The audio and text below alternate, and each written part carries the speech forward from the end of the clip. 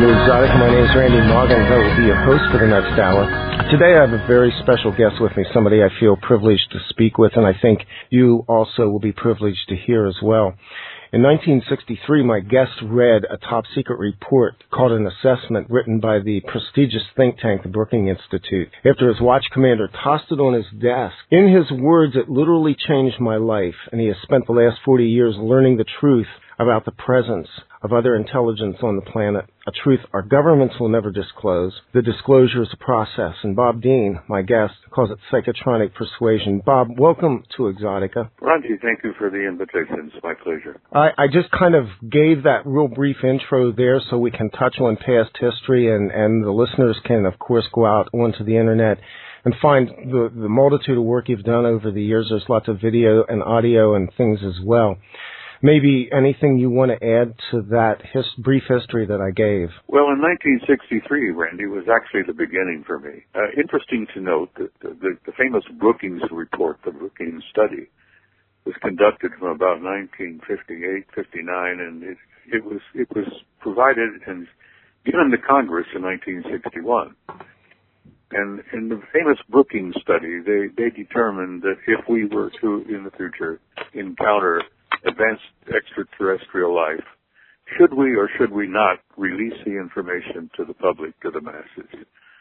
And in the Brookings study, which was quite extensive, they considered and concluded that no, we should not release the information because it would simply be psychologically, sociologically, and theologically destabilizing to a point that they don't think the people, the masses, were able to deal with it in 1961.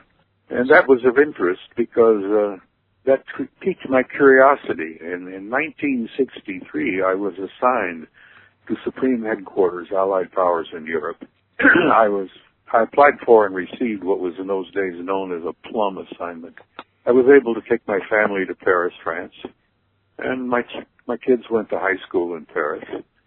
And off I went with a top-secret clearance to Supreme Headquarters, Allied Powers Europe, which at that time was located just outside of Paris in a little town called Roquencourt. When I arrived in 63, I learned of a study that was underway. That piqued my curiosity because the study was about UFOs, and it appeared that World War III had almost been triggered several times by the flyover of masses of UFOs flying in formation, high altitude, high rate of speed, very obviously under intelligent control.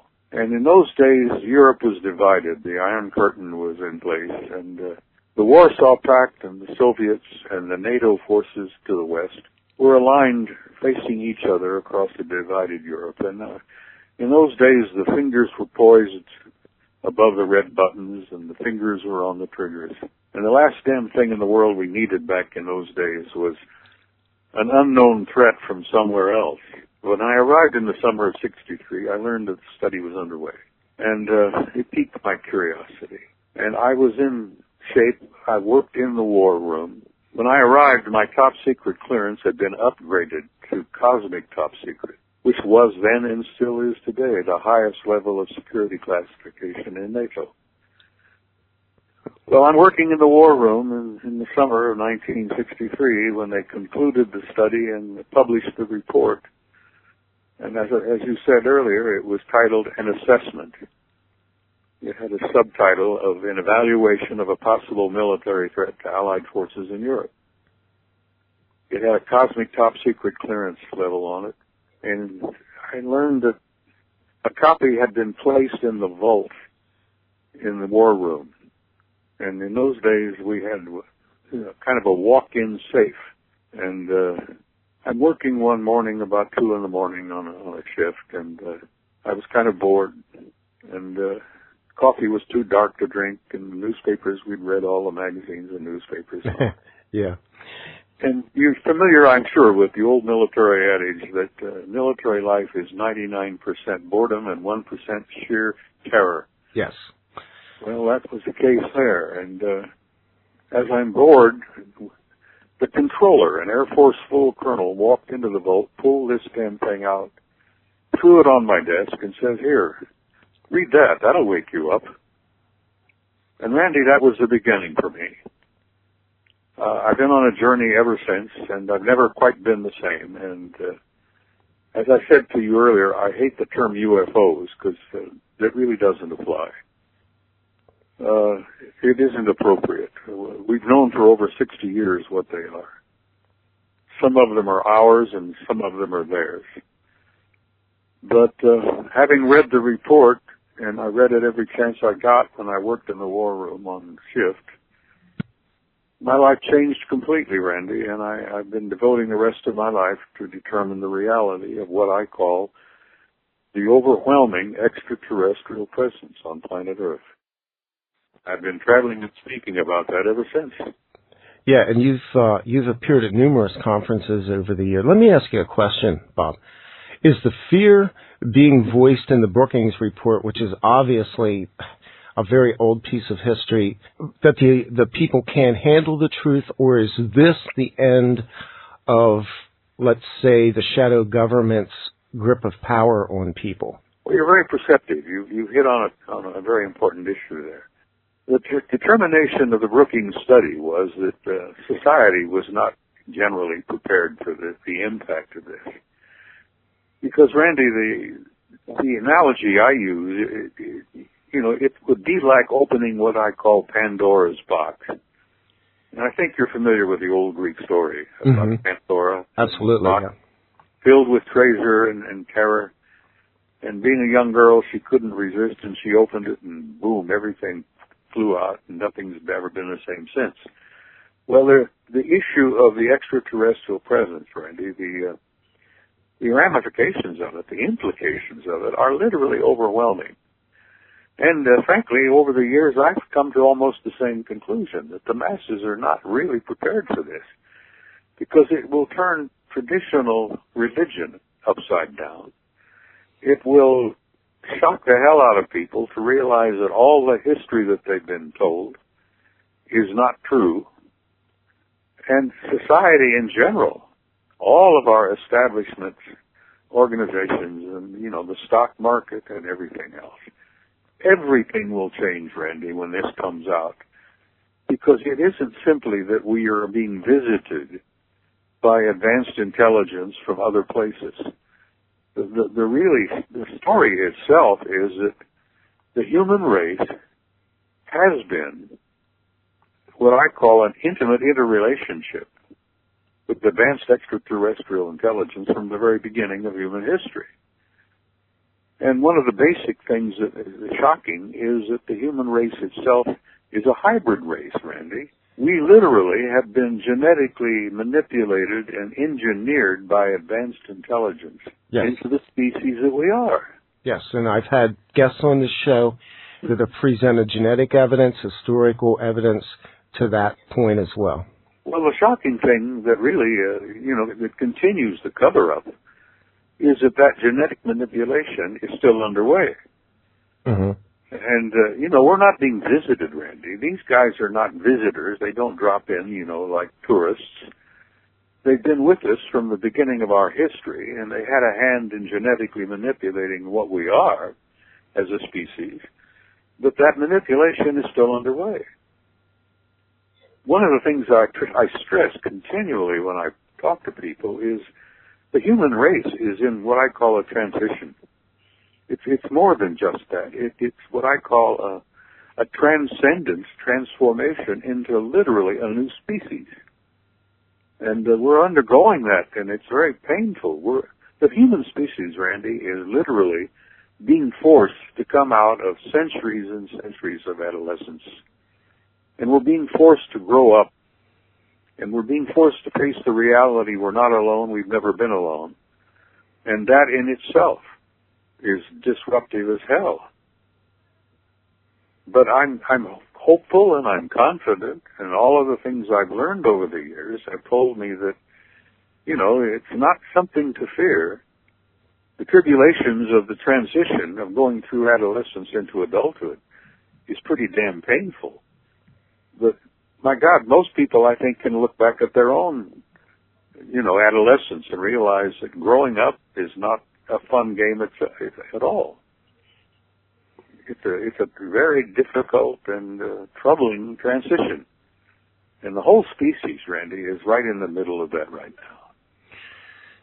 You have experiences with these intelligences, and you've very bravely come out and revealed some aspects of your early life that I guess you probably suppressed for a very long time regarding your own past. Can you give us a little bit of information about that, Bob? Well, I think you're referring to that third interview I gave Carrie Cassidy in Laughlin, Nevada last February, as it were. And I came out of the closet in a big way during that interview. I had kept my mouth shut, Randy, about the reality of my personal involvement with them for many, many years. Mm-hmm. You know, being in the military and then 14 more years working with FEMA, I knew that if I were ever to come forward and admit that I had a relationship with non-human intelligence, that I would be, you know, immediately identified as a kook, a nutcase, and any credibility I might have would go down the drain. But a good friend of mine in New Mexico, a scholar and a retired teacher by the name of Neil Freer, a man I respect and admire tremendously, published a white paper some years back where he admitted himself that he had had a relationship with non-human intelligence since he was 7 years old. And knowing Neil and admiring him and respecting him, I thought, hell, if he's got the courage and the guts to admit that, so shall I. And I gave Carrie that interview, which she posted on the web. And my God, the impact from that, I've been astounded. Everywhere I go, people bring it up. You know, I spoke a couple of years ago in Barcelona, last year in Madrid, in Mexico City, Atlanta, and I am amazed at the impact of the World Wide Web. I had never realized that anything had that kind of power. But yes, I've been open now, and I've been candid about it. And yes, indeed, Randy, I've had a relationship with non-human intelligence since I was two and a half. And probably before I even incarnated here. But they saved my life in Korea. They saved my life in Vietnam. They have opened doors for me over the years and kept me fairly well, healthy and alive. And I'm honest about it now, and I'm blunt about it. And what I remind people that, you know, I'm not the only one. There are literally not only hundreds, but thousands of people. Tens of thousands of people. Yes. Oh, tens of thousands, maybe several million, Randy, if you really tallied it up. And many of them are in high positions of government and in the military. But they, like me, they keep their mouths shut because they consider that if they admit this, that, you know, their careers and their reputations will go down the tube. But I've reached a point, Randy, next week, or in about 10 days, I turn 82. And I'm to a point saying, to hell with it, you know. I'm going to tell you the truth, whether you like it or not. Yes. And you can laugh at me and, you know, ridicule me if you like, but it doesn't matter anymore. And for the listeners, that story is on Project Camelot, and you can go to the third interview that was done with Carrie Cassidy and hear that whole story. It's a pretty incredible story. You know, I have to say this.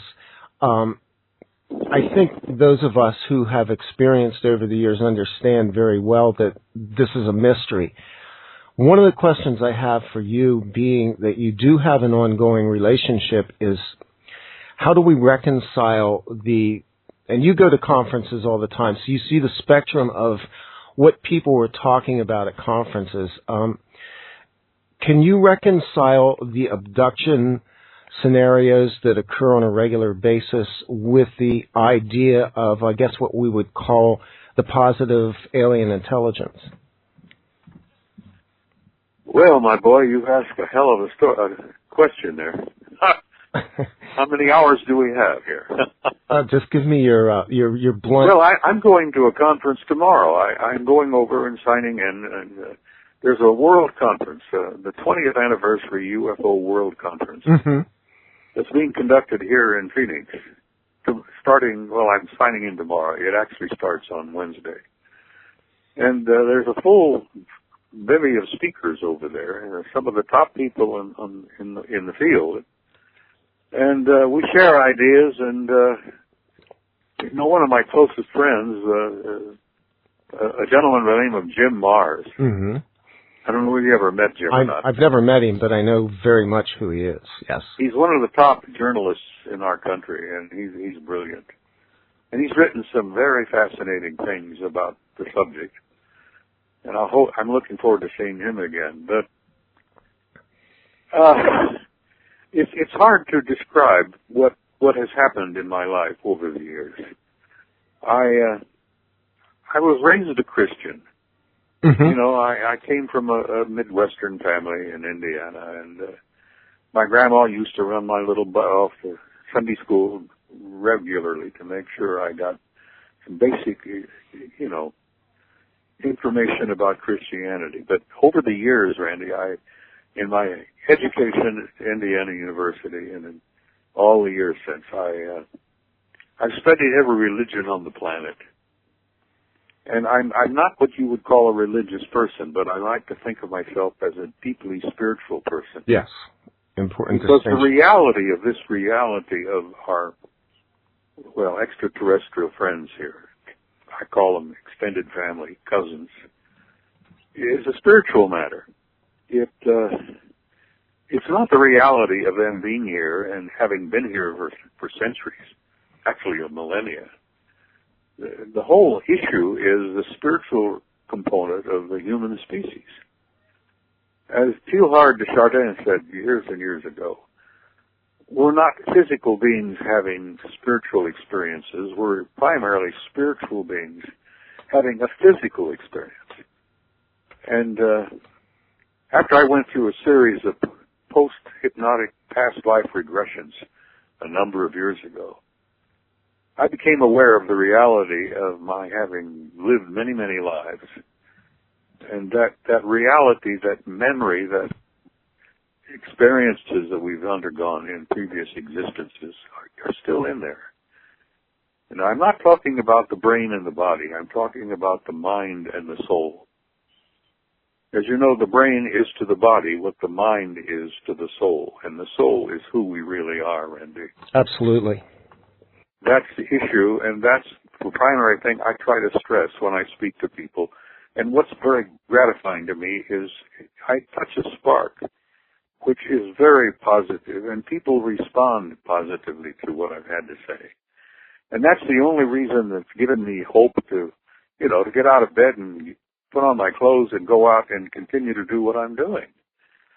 I'm to a point where many old friends used to say, why the hell don't you just be a good retiree and sit on your duff and smoke your big cigars, drink your good bourbon, and eat your red meat, and grow old with dignity like you should be. And I said, to hell with that. I didn't come in to grow old with dignity. I came in, I think, to upset some apple carts, rattle some cages, and rock a few boats. And in the last 3 years, I've done quite a bit of that. So I guess to redirect maybe a little bit on the question, if I can, and the only reason I'm asking this is because you know that there are many people out there who claim some pretty awful tales of abduction.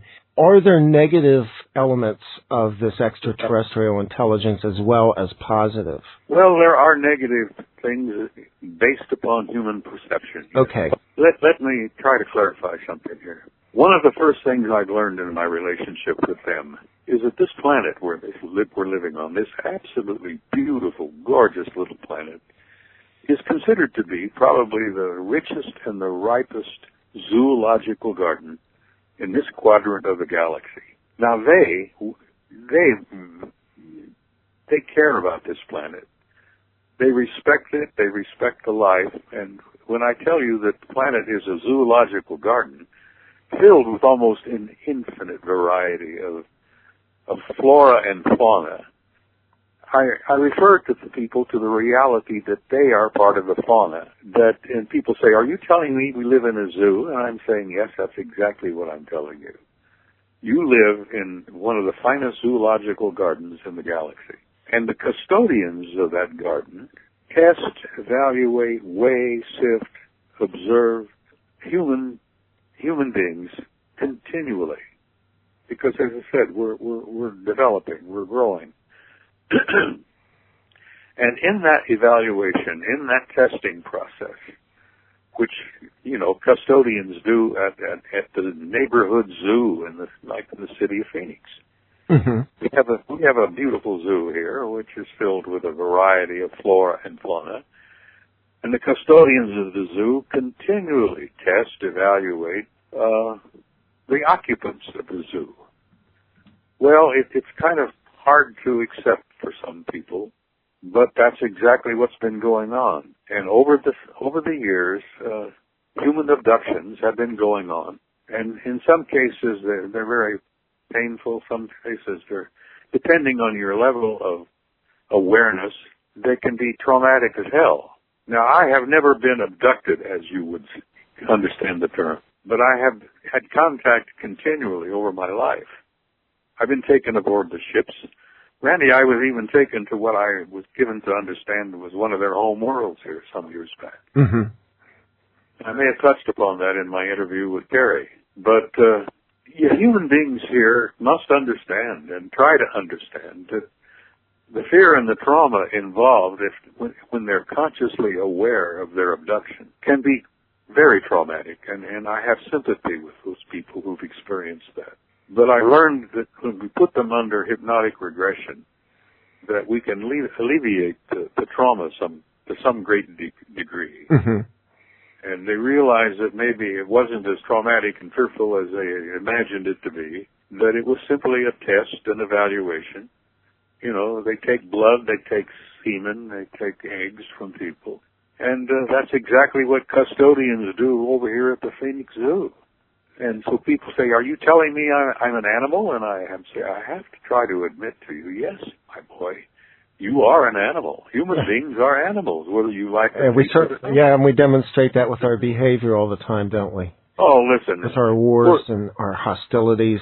I spoke to a retired naval officer who is what was he telling me? His professional field was fusion. He was a fusion scientist, and he worked alongside of a couple of our friends from out there for a number of years. And as he was preparing to retire and leave the service, he asked the two guys he had worked with for about 4.5 years. He says, what do you really think of human beings? What do you guys really think about us? And one of them, who was very human-looking, said, well, since you ask, we consider you primitive, savage, and dangerous. And the other alien, I hate that word because it's not appropriate, but the other one interjected, and he says, not only on top of that, but you guys smell bad. You stink. And this Navy commander, who was a fusion specialist, a scientist, he was taken aback. But the other guys said, well, no, we didn't want to hurt your feelings, but you humans have an aura about you. It's basically based upon your diet and basically on the way you think and the way you live. And you have what we call an auric stench. Your aura has an odor that we are sensitive to. But it's not something you should feel embarrassed and ashamed about. It's just a reality. He says there are other life forms in the galaxy that are very similar. But people don't like to consider themselves as animals. They don't like to consider themselves as, spiritual beings having a temporary physical body. They like to think of themselves as God's finest creation. And we're not. We are one of God's finest creations, but we're not the top of the ladder, I'm afraid. And that's very hard for some people to accept. And yes, abductions are traumatic and painful, but they can be alleviated with understanding and little patient hypnosis and regression. And people have come, many of them who have been abducted, some of them several times, have admitted to me that once they understood the purpose of it, it wasn't quite as traumatic as they thought it was. We're going to take a break here, and when we come back, we're going to talk a little bit more about the ET phenomena on planet Earth, the military involvement with extraterrestrial intelligence, and disclosure, what it means to my guest, Bob Dean, here on Exotica. We will be right back.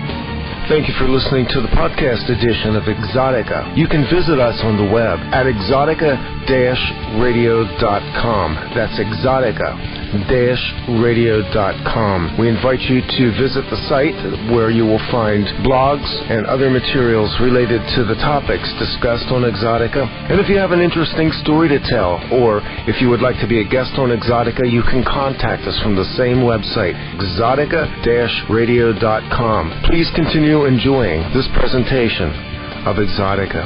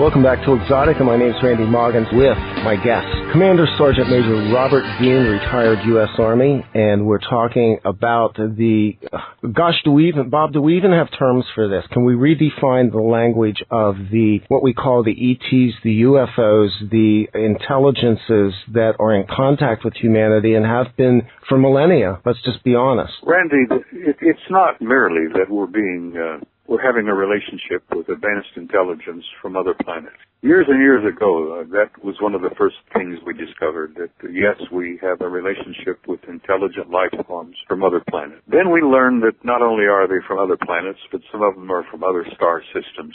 And then we learned that some of them are coming here from other galaxies. And the coup d'etat, I think, the incredible thing was when our scientists finally accepted the reality that that's a given, all of the above, interplanetary, interstellar, intergalactic. But we have intelligences coming here, being here, are here, literally coming through portals from other dimensions. Now, Randy, that reality was really a shock to some of our traditional scientists with their traditional Einsteinian concepts of reality. Only now, in the last 10 or 15 years, can they begin to even address the reality of other dimensions. And the fact that advanced intelligences, some of them, Randy, millions of years beyond us, are coming through portals from other dimensions. And, the coming and going is almost like a busy highway. Not only is our solar system filled with hardware, I mean, there are ships and coming and going. And I say UFOs is so inappropriate.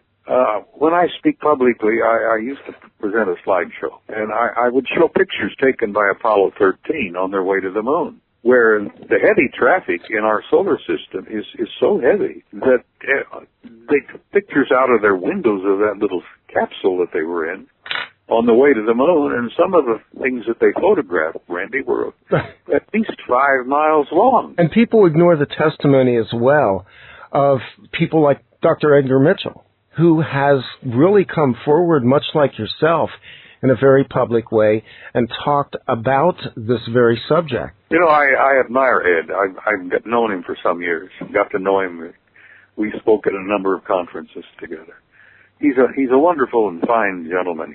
He's a brilliant scientist. Ed has only talked, maybe 1 or 2% of what he knows. He's tried desperately to hold on to his reputation. Mm-hmm. But Ed had experiences, as did most of the astronauts in the Apollo program, which he has never spoken publicly about, but he's been candid and honest enough to state that, yes, we're not alone, that they are out there, and we have encountered them. And I got to know Gordon Cooper before he died, and Gordon shared with me some things that he'd learned while he was an astronaut. Gordon had been part of the old original Mercury program. Yes. And he said, hell, every time they'd go up in airplanes, they'd run into them, and they'd fly along beside them. And, before Gordon died, he came out pretty open and admitted as much as he could. But many of us are still waiting for Neil Armstrong to open up and tell the truth. But as you probably know the history, Neil walked away from NASA after they got back from the moon and became a private citizen. He never was in the military. Neil was the one astronaut who was a civilian. Mm-hmm. So he was not pressured by the pressure that many military guys are, the kind of pressure that I lived under for years, where we swear a national security oath never to say a word about what we've learned while we've been on active duty. Well, Neil Armstrong went back to Cincinnati and resumed his teaching career. He taught mathematics at the university there. So we're all hoping that Neil Armstrong comes out before he dies and says what he knows and what he's seen. That's going to shake things up a little bit. But I admire Ed Mitchell. I've known him for some years. And he's released quite a bit of the information. Not all of it that he knows, but quite a bit. But it's a hell of a tale, Randy.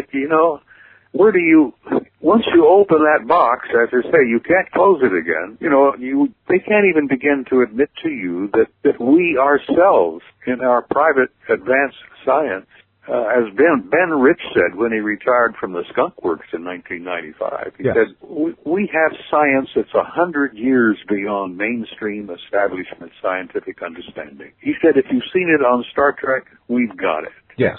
He even threw a little humor in there and said, as he was retiring, he says, we can take E.T. home. And that was about the same time I think the movie was making, the famous movie E.T., where the little character wanted to go home. Well, how do you release that kind of information into a world that's not prepared for it? Good God, Randy, look what, we're still using oil, for God's sake, when we've had 0-point energy for over 40 years.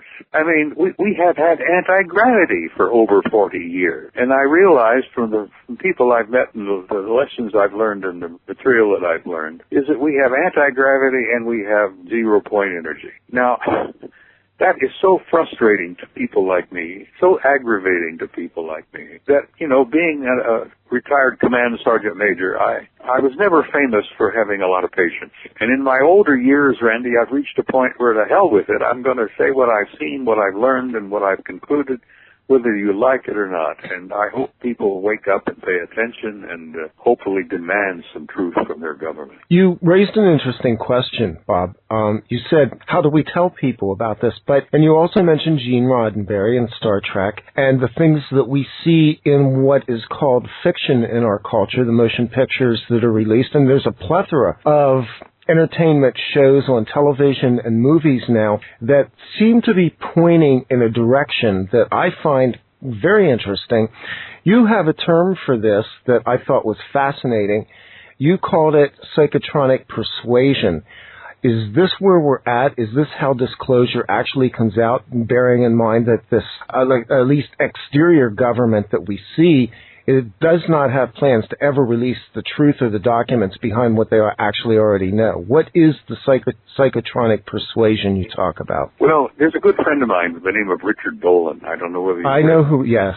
Richard's a brilliant young man. He's written 3 powerful books. The last one to come out was called AD, After Disclosure. Yes. And is disclosure going to happen? And the disclosure that Stephen Greer talks about and Stephen Bassett talks about, I tell them, hell no, not only no, but hell no, never. The disclosure that they talk about is where the president has a press conference and says, boy, have we got some news for you, you know? And he lays it out at a press conference, and I think that ain't going to happen. But what I've been trying to get people to listen to and pay attention to, there is a form of disclosure currently underway, Randy, and it's been going on for some years now. Now, the cynics back east in Washington, at Langley and other places, call it psychotronic persuasion. They believe that they can persuade the masses to do damn near anything they want by this process of psychotronic persuasion. I'm a little more gentle in the term, and I call it subliminal education.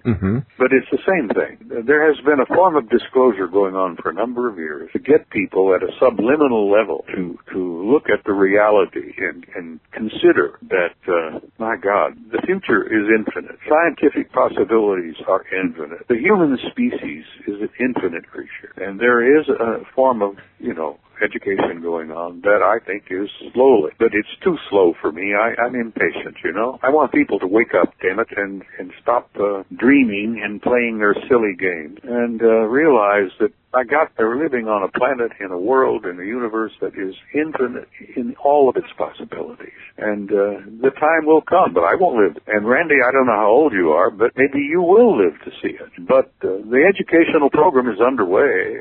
It's subtle, subliminal, and as the cynic back east say, it's psychotronic persuasion. They can persuade people damn well to do anything, whether it's a box of cereal or an automobile. If they subliminally educate you properly, they can make you, go out and buy the car or buy the box of cereal or whatever they want you to buy. Well, I'm not that cynical. I think that human beings are primarily spiritual beings, and yes, they can be persuaded, and maybe for their own benefit, perhaps it's just as well that it is subliminal, but it's a slow process, and it's underway. So this media saturation that we're getting do you feel that this is deliberate, that this is part of maybe truth-telling?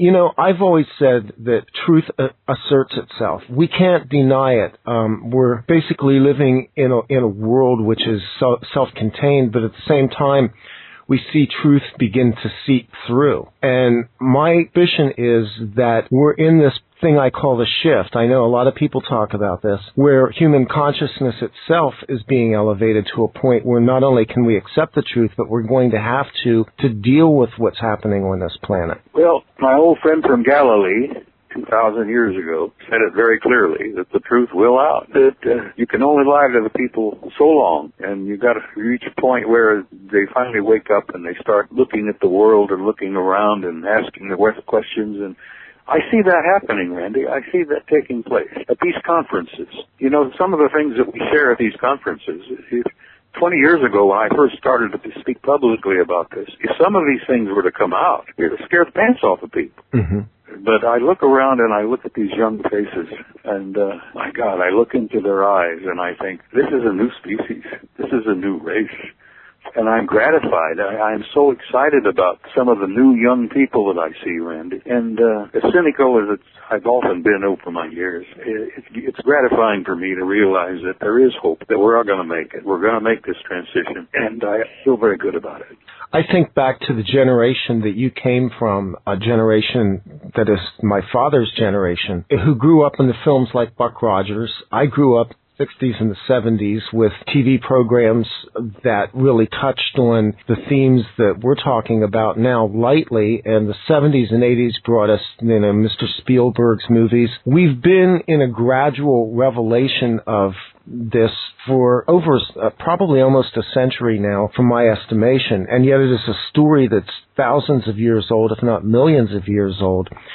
It seems like the human race should have been prepared for this. I find it odd because I deal with a lot of people who come from religious backgrounds, and they cannot reconcile the things that you and I are talking about on this show with what they see in their Christian Bibles. But I find that if I read that Bible, I see the interaction of external races in that very book. I see hints of it in both sides of the Bible, the Old and New Testament. So I wonder why this contradiction and why we continue to have to hide, why people like yourself have to come out and disclose like some dark secret, why the shame, why the guilt that has been cloaked over the actual disclosure movement, which is the people who are contactees, people who have had interactive experiences with other intelligences. I'm mystified by why human beings continue to believe the world religious, political, and monetary systems lies that we're this containerized little egg in the middle of outer space with no external interaction. Does any of that really touch with you? Oh my God, yes. You've given a very brief summary of it, and I find amusing the interest these days. And I don't know if you ever watched the History Channel, but sure, there's been a lot of interest recently in the ancient astronaut concept. And of course, the Bible is literally filled with it. And people are now beginning to say, hey, gee whiz, maybe there were some ancient astronauts coming and going here a long, long time ago. Well, that's a step in the right direction. The ancient astronauts were here, and they're not so ancient. They're here now, And the Bible is filled with truth, but you just have to know where to look for it, Randy. You have to read between the lines. You have to read with an open mind and realize that what some of the old prophets were saying and some of the things that were happening in the Bible. And you find it not only in the Christian Bible, but the Old Testament, the Jewish tradition, is filled with it. And if you study the Vedas in India, yes, you realize that the Vedas are absolutely packed with it. And, growing up, becoming intelligent, asking the right questions is, in some cases, a very painful process. But keeping the truth from people, Randy, has been, from the very beginning, a matter of power and control. When you have an ignorant populace, you can control them. You have the power. You can make them do anything you want. You can run them in every April the 15th, and you can fleece them, It's power and control, and their power and control is based upon ignorance. And for many, many years, these elite, so to speak, groups that have been in control have wanted to keep that power, and keeping the masses ignorant of the truth was their technique of keeping them under their thumbs. But as the World Wide Web, the Internet, now has brought in a new factor. That look what's happening in the Middle East right now. Yes, computers and the Internet has literally brought about a revolution among people of their thinking, of their insistence on a free life, on their insistence on the truth. They demand now that their governments treat them as human beings, as people with rights. So the old elite I think are beginning to lose their control. They're losing the power, and they don't like it. This idea of we're a warlike race. The idea that every few years we go to war, that's got to stop. That kind of crap has got to stop. We cannot continue to do that. But yeah, they've been trying to keep the control. They've been trying to hold on to their power, and ignorance was the process. I see the heightened activity that's going on now, the groups of people, the people that you speak to at conferences who have a quest for truth. They may not have all the answers, but they have their piece of the puzzle. And it's people like you coming on and doing shows like this, which will get disseminated onto the web. This is what we're doing now, and it's people like you and your generation that did stand up and speak out, that are the witnesses of what occurred back in the early days of what we call the UFO movement, that have enabled us to continue doing this. What you do and what other people who come on and talk about this frankly do is you embolden other people who have a story to tell and give them the strength to also come out and do their own disclosure. You know, Randy, you hit it right on the head, and I agree with you. And one of the things that I found gratifying over the years, there is something what I call Gnostic knowledge, knowledge of the heart. Yes. There is an intuitive awareness in thinking people, in human beings. It's spiritual knowledge. It's spiritual awareness, and it may be reflections of previous lives.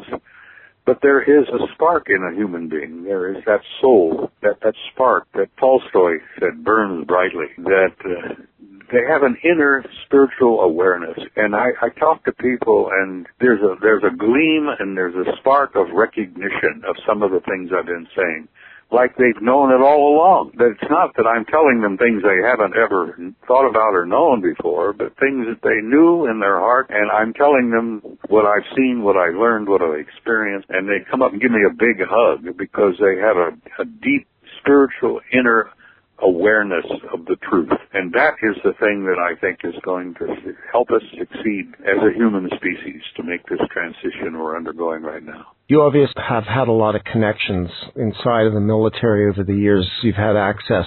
How deeply embedded are the extraterrestrials into our military and government system, in your opinion? You've done some homework, my boy. Oh, my God. If the truth were to be out, if the whole truth were to be told, it would be shocking. They're here, and they're in our midst. And yes, Randy, they are everywhere. They are in government. I've run into them. They're in government, at high positions in the military and the intelligence agencies. And they generally don't announce themselves. They generally do not make an issue. Some of them blend in quite nicely. For example, there's this one laboratory outside of Las Vegas where my retired Navy commander friend said he worked alongside of two of them for almost 5 years. You know, there are people in our so-called breakaway society that knows about it and runs into them. And Randy, I've never attended a world conference where there were a large number of attendees, where there weren't at least one or two so-called extraterrestrials, and I hate that damn term because it's not appropriate, in the audience. They're there. I've had them come up to me after I make a presentation, and they'd introduce themselves. And they told me laughingly that they're not there to listen to what the speakers have to say. Their primary interest is to listen, to find out how the audience responds to what the speakers have to say. It's part of the process of evaluating us and weighing us and sifting us in the development of the species. But they're everywhere, Randy. I mean, good God. I tell people, I mean, you can sit beside one on an airplane or in a restaurant or in a theater and you won't know it. I've actually had that experience. Well, I kind of sensed that about you. I kind of sensed that you've had some personal experiences of your own. Most of the guys, like myself and like Neil Freer, and like Jim Mars, have had personal experience, but not all of them have well, what do I call it? I don't want to call it guts, but to reach a point where you say, to hell with it, I'm going to tell you the truth whether you like it or not. People like you tell me that you've had personal experiences, or you wouldn't be asking the questions you're asking. Exactly.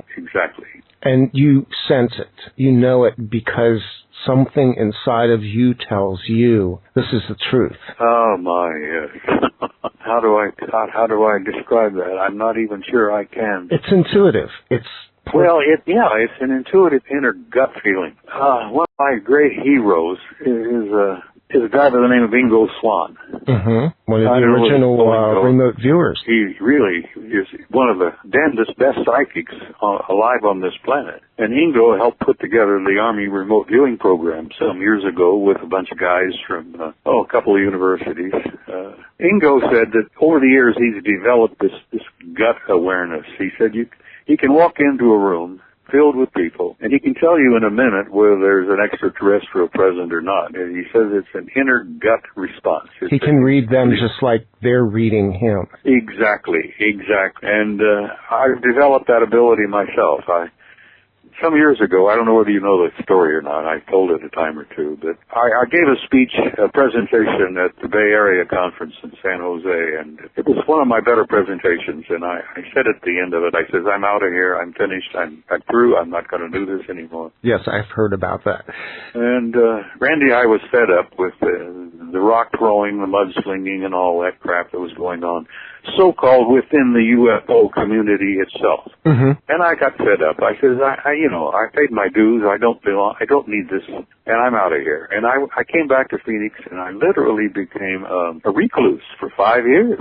And during those 5 years, Randy, I smoked my big cigars and drank good whiskey and ate red meat, sat in the sun, and I began to do some really powerful reflection, introspection, meditation, and got into some serious remote viewing. And I followed advice from Ingo, and I followed advice from Joe McMonigal, another retired Army guy that I respect and admire. And I got into some serious remote viewing, and I found that my psychic abilities began to improve. And I jokingly say, I don't own a computer. I refuse to have one of the damn things because they're intrusive. They are, yes. And they're addictive. Yes. And I'm married to a beautiful lady who's a businesswoman, and she has 3 of them, and she has an office, and the lights are on, and my God, she's involved in her computers all the time. But I find them intrusive, and anything you say on a damn computer, Randy, is not secret. I mean, there's no privacy. You go on the web, and the whole damn world can find out what it is you have to say, exactly. What you might be thinking. And I find that I don't need that at my point in life. And I got into some serious remote viewing, and I think a computer would simply be an intrusion into my contemplation. We're being altered by our computers. They're changing us. They're altering our brain patterns, not to mention the fact that they're compiling a database on us that's, 5 miles wide. But, I envy somebody who can walk away from the technology. My God, it's such a relief to be able to get away from the noise and to get away from technology and just go deep. Randy, there's a book out by a young man, and his last name is Carr. C-A-R-R, and it's called The Shallows. And it's a powerful book, which he just published, I think, just this last year, about the damage that computers are doing to the way people think. Yes. So you get a chance, pick up Carr's book, The Shallows, and it'll lay it out pretty clearly, the danger of getting too deeply involved in the computer world, in the cyber world. So I hope this whole interview is going to cause people to do a lot of thinking, because I think between the two of us, we kicked up a fair amount of dust in an hour's time, Bob. Well, it was my pleasure, Randy, and I was honored to be here. That's going to conclude this episode of Exotica. A very interesting conversation with a very interesting man. You can agree or disagree with his comments. He is very much the epitome of the integrity of old school military, and I believe that he has a message that Americans and people around the world need to hear about the extraterrestrial presence on planet Earth. My guest, Bob Dean, and I always am so grateful for the guests who come on and talk to us so openly and candidly about the things that are going on in the world unseen. This is Exotica. I'm Randy Moggins. Till the next time we meet, the truth is out there. It's inside you. Keep looking for it.